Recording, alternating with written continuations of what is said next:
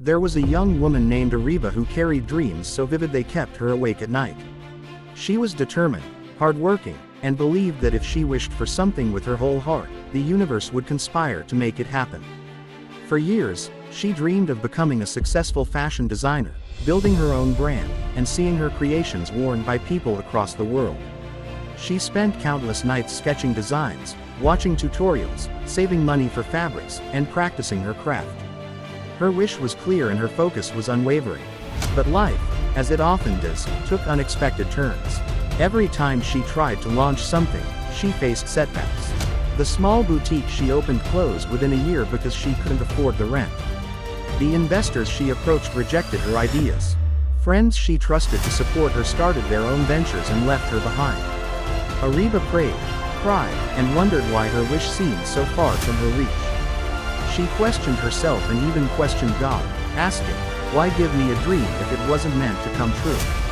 One day, while searching for fabrics at a wholesale market, Ariba noticed an old man selling handmade embroidered pieces.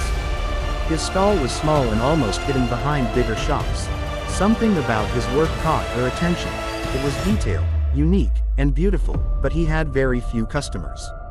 She asked him about his craft, and he told her how he and his wife worked tirelessly to create these pieces, but people rarely valued handmade work anymore. They were struggling just to survive.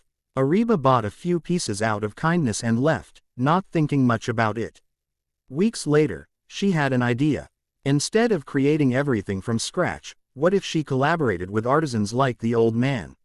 What if her brand didn't just focus on fashion but on reviving lost crafts and giving rural artisans a platform? Slowly, she started connecting with embroidery workers, weavers, and craftsmen from small towns. She bought their work, added her design touches, and started sharing their stories online.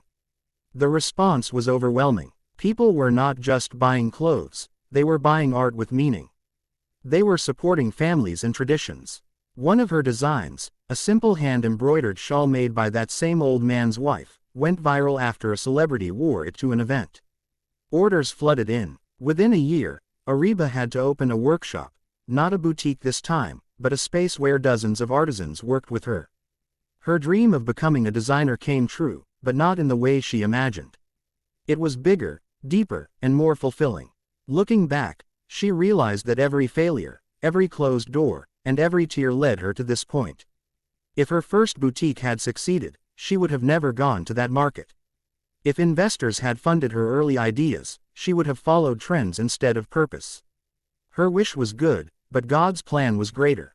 The delays were not denials, they were redirections. Ariba learned that sometimes our dreams are seeds, but they need the right soil, time, and storms to grow. We may wish for something, but God often writes a story bigger than our own. Her journey became a living testimony of faith and patience. She began to tell others, pray, work hard, and dream big, but don't be afraid when life takes another turn. Your wish is small compared to what's waiting for you. Years later, when she was invited to speak at a university, she looked at the students and said, "I once thought my life was falling apart when my dream failed. But the truth is, it was falling into place. Trust that your struggle has meaning. Sometimes what feels like rejection is just protection. Sometimes the plan is so much better than the wish."